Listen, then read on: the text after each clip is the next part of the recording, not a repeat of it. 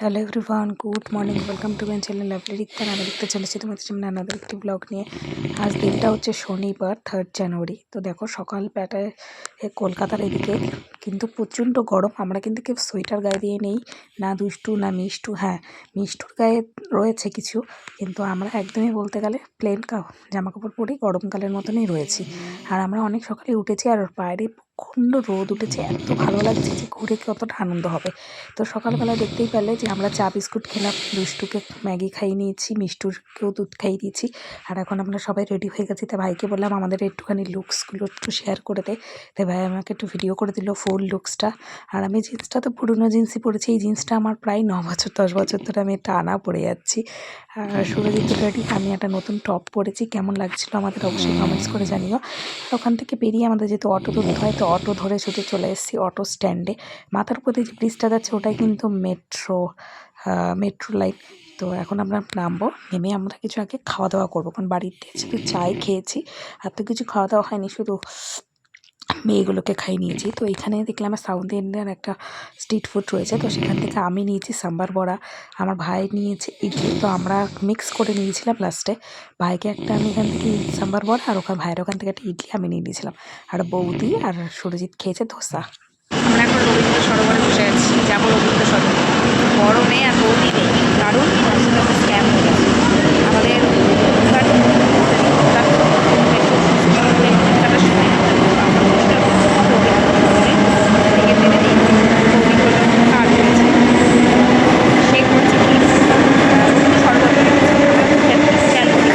আমরা চলে গেছি পুরো রবীন্দ্র সদনে, ওখানে গিয়ে টিকিট জন্য স্ক্যান করেছি, স্ক্যানার নেয় না। ওখান থেকে বলেছে নয় রবীন্দ্র সরোবরে এসে টিকিট কেটে আবার যেতে, নাহলে ফাইন দিতে। ফাইনের ডিমান্ডও প্রচুর চেয়েছে, যাই হোক সেটা না বললেই নয়। তো আমরা আবার রিটার্ন এসেছি, মেয়েকে বৌদির কাছে বসিয়ে দিয়ে এখন আমরা রবীন্দ্র সরোবরে বসে আছি। সুরজিৎ গেছে আবার কাটতে, যেটা আসবে আমরা আবার ট্রেন ধরবো, আবার রবীন্দ্র সরোবর যাবো। তারপরে আমাদের মেন ডিসিশন কোথায় ফার্স্ট যাওয়া যায় ঘোরার জন্য, সেইখানে। ছোটোটা যেহেতু আমার ছাড়া থাকে না, ছোটোটা কিন্তু এই ট্রাভেল করছে। আর ছোটোটাকে ট্রাভেল করার জন্য ব্যাগ তো নিতেই হবে, তো ব্যাগ নিয়ে আসা হয়েছে। তবে বড়টাকে রেখে এসেছি, মানে এমনি লেটে লেটে ছুটছি, আরও লেটে লেটে ছুটছি। জানি না আমার ভয়েসটা তোমরা মেট্রো স্টেশনে বসে কতটা কি শুনতে পারলা। আসলে চারিদিকে এত নয়েজ ছিল যে ঠিক করে কথা বলাই যাচ্ছিল না, তার জন্য কিন্তু পুরো ভিডিওটাই আমি ভয়েস ওভারেই বানিয়েছি। গতকালকেরটাও, আজকেরটাও, আবার নেক্সট দিনেরটাও তাই আসবে। আমরা তো মেট্রোতে রবীন্দ্র সদন, তারপরে তো চলেই আসলাম। ওখান থেকে বাস ধরে নিয়েছি, এখন বাস ধরে সোজা যাচ্ছি চিড়িয়াখানায়। তো মেয়েরা বড় হয়ে আমরা বড় হচ্ছে, এখন একটু বুঝতে শিখছে দুষ্টু। তো চিড়িয়াখানাটা ওর পক্ষে কিন্তু একটু বেশ ভালোই হবে।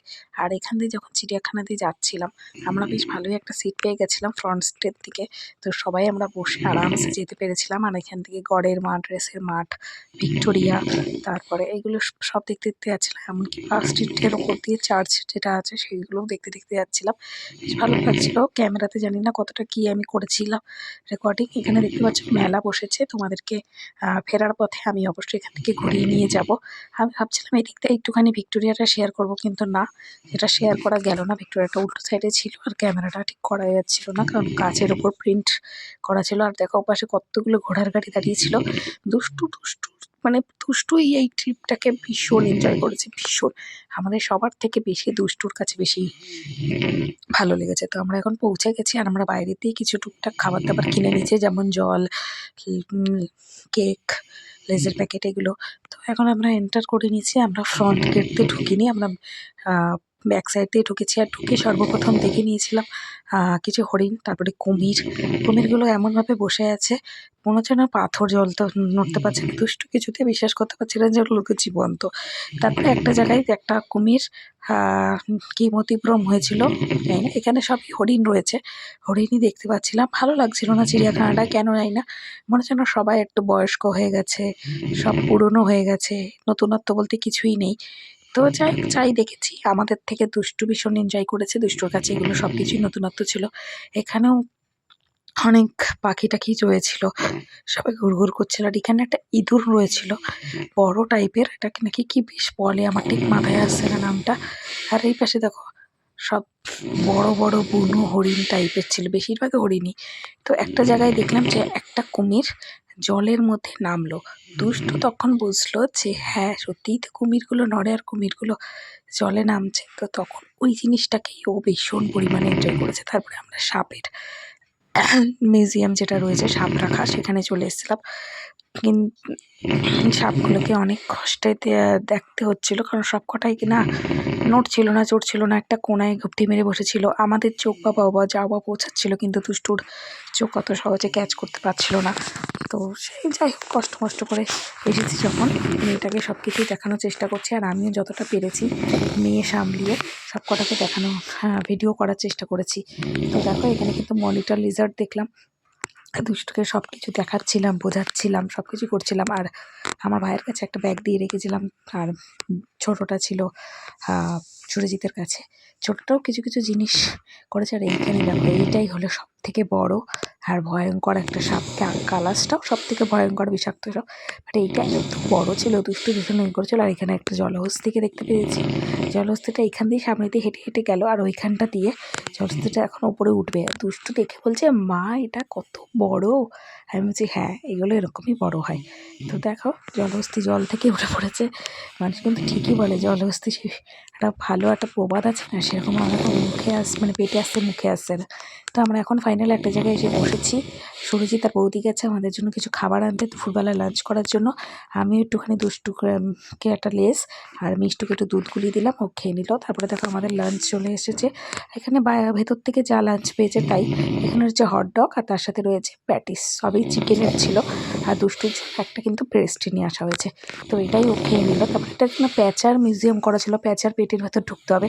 আমি তো ভেবেছি এখানে তো নানান ধরনের প্যাঁচাই থাকবে, কিন্তু ও মা এখানে প্যাঁচা ছিল না, সজারু ছিল, নানান জাতের সজারু, লজ্জাবতী বানর। তারপরে কিছু কিছু সজারু তো মাটির তলায় ঢুকে বসে আছে, বাইরে বেরোচ্ছে না, তাও মানুষ ভিড় করে রয়েছে। মানে টিকিট কেটে এসেছে, যদি তাদেরকেই দেখতে না পায় তাহলে কিসের জন্য মানুষ এসেছে।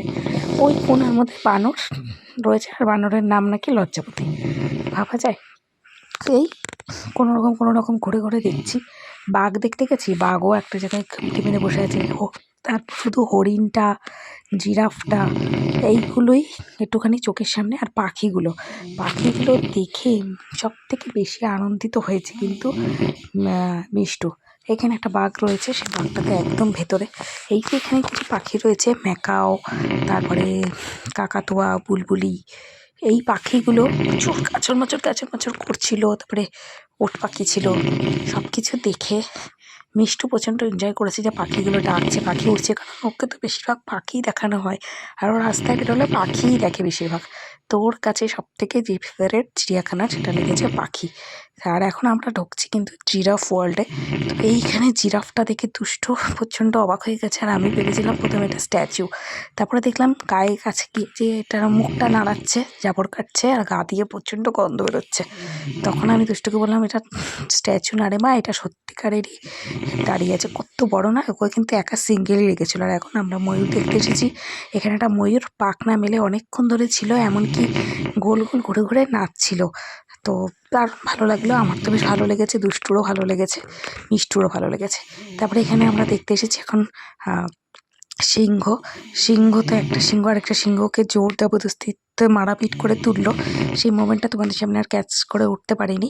আরও অনেক কিছু দেখেছি, সব কিছু তো আর ক্যামেরার মধ্যে বন্দি করা সম্ভব হয় না, এমনি ভিডিওটা অনেক বড় হয়ে গেছে। সব কিছু দেখাতে গেলে তো অনেক বড় ব্লগ হয়ে যাবে, আর ফোনের ক্যাপাসিটিটাও সেরকম থাকতে হবে, কারণ সারাদিন ধরে দিয়েছি, সারাদিনের জন্য চার্জটাও সেরকম টাইম দিতে হবে, কারণ ঘরে কখন ফিরবো তার ঠিক নেই। তারপরে দেখো এখন চলে এসেছে বাঘটা তো ওই দিক মুখ ধরে রয়েছে, আর ওই দিকে তো একটা বাঘ শুয়ে রয়েছে, সাদা বাঘটা। কী দেখবে মানুষ, সব কি বলবো। লাস্টে তো মানুষজন বের হয়ে গিয়ে প্রচণ্ড জোরে আওয়াজ করতে শুরু করেছিল। তারপরে একটুখানি বলে না আলিস্য ছাড়ার মতন বাঘগুলো নড়ে উঠেছিল। কারণ দেখো মানুষ তো তাদেরকেই দেখতে চায়, তারা না নড়ে চড়ে, তারা কী দেখবে। তারপরে তো এই বাঘটাই একমাত্র যে চোখের সামনে তো একটু নড়ে চড়ে বেড়ালো। চিড়িয়াখানা থেকে আমরা এখন বেরিয়ে গেছি, আর বেরিয়ে গিয়ে একটা বাস পেয়ে গেছি, আর সবাই আগের বারের মতনই আমরা ফ্রন্টের দিকে জায়গা পেয়ে গেছি। কোথায় যাবো বাসে বসেই ডিসাইড হলো, তো ভাবলাম যে একটু ভিক্টোরিয়ার দিকে ঘুরেই আসি।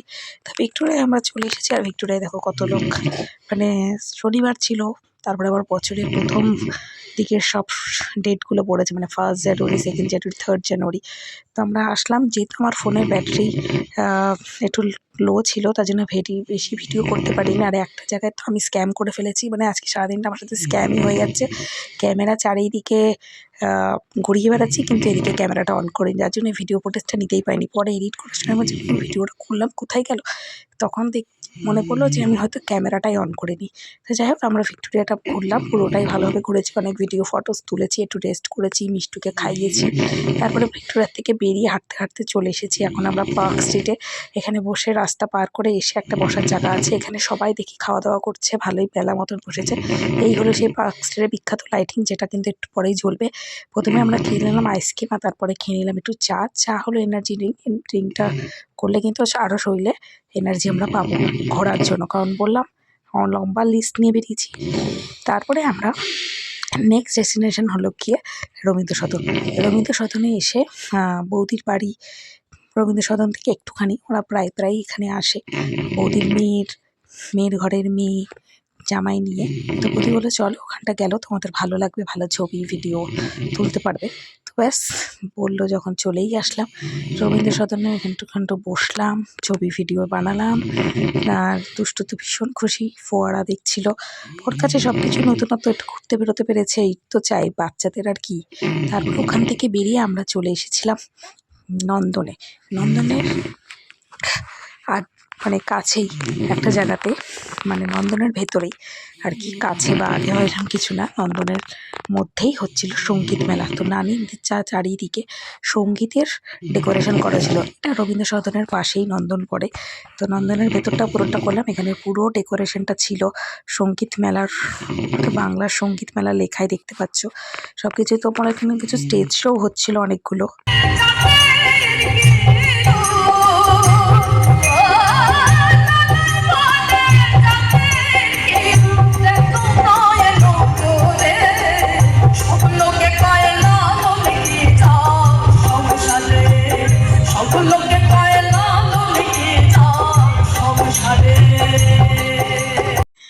এটা যে সঙ্গীত মেলা, তো তার ভেতরেও কিছু এক্সিবিশন বসেছিল, এগুলো সরকারি হিসাবেই বসে।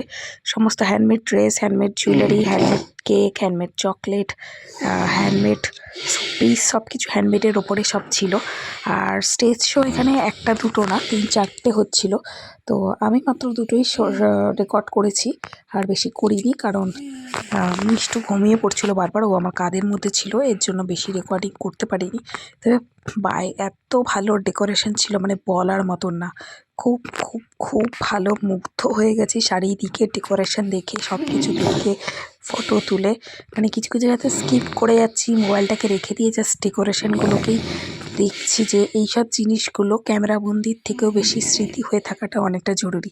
তার জন্য মনে হচ্ছিলো এইগুলোই করি। তারপরে তো ফোনের চার্জের ব্যাপার ছিল, মাঝে মাঝে দুষ্টুকে মোবাইলে কার্টুন দেখছিল, আমি ছবি তুলছি, ভিডিও করছি, ব্লগ বানাচ্ছি, ভাইয়ের ভিডিও করে দিচ্ছি, মানে প্রচুর আবার তো ফোন আসছে, সেগুলো করছি, ফেসবুক হোয়াটসঅ্যাপ চালাচ্ছি।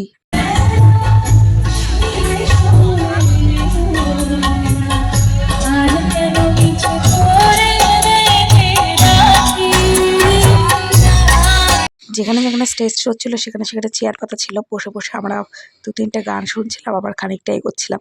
একটা জায়গায় একটা ডান্সিং সেন্টার ছিল, সেখানে দাঁড়িয়ে দুষ্টু কিছুক্ষণ সেটাকে দেখলো, প্লাস সেটা ছবিও তুললো। এই দেখো নন্দন লেখাই রয়েছে। এবার আমরা নন্দনের পেছন সাইড থেকে সামনের সাইডে চলে এসেছিলাম। ওখান থেকে বেরিয়ে এখন আমরা চলে এসেছি মেট্রোতে। মেট্রো ধরে নেমেও পড়েছি আমরা কুদঘাটে। আর তারপরে কুদঘাট থেকে মানে বাড়ি ফেরার জন্য, বাড়িতে যাওয়ার জন্য একটা অটো যেই সাইডে পড়তে হয় সেইটা আলাদা সাইড, আর নামার জন্য একটা অন্য সাইড। তো সেখানে একটা মন্দির আছে, যেহেতু শনিবার ছিল। আর এখানে মন্দিরে কি আছে দেখো, লোকনাথ বাবাই, তারপরে হচ্ছে হনুমান, তারপরে এখানে সবাই যেহেতু আজকে শনিবার তার জন্য পুজো দিচ্ছে। এখানে বাবার মূর্তি রয়েছে, আর গণেশের মূর্তি আছে, কালী মার মূর্তি আছে, তো সব কিছুই রয়েছে এখানে। সব কিছুই আমরা দেখলাম, আর এখানে আমরা কিছুক্ষণ একটুখানি মোমবাতি টোমবাতি জ্বালালাম, তারপরে বাড়ির দিকে গেলাম। কারণ মন্দির জায়গায় আসলেই না মনটা সত্যি মুগ্ধ হয়ে যায়। ও রাধাকৃষ্ণও কিন্তু ছিল। আর বাড়িতে গিয়ে মানে যাওয়ার আগে মুড়ি, ছোলা, চানাচুর এগুলো কিনে নিয়ে গেছিলাম, যেহেতু সারাদিন হাবিজাবি খাওয়া হচ্ছে, বাড়িতে এসে গরম গরম চা করে দিল বৌদি, সাথে এইগুলো খেলাম। আর মিষ্টুর জন্য দুষ্টুর জন্য একটা ম্যাগি বানিয়ে দিলাম, যেটা দুই বোন মিলে খেয়ে নেবে।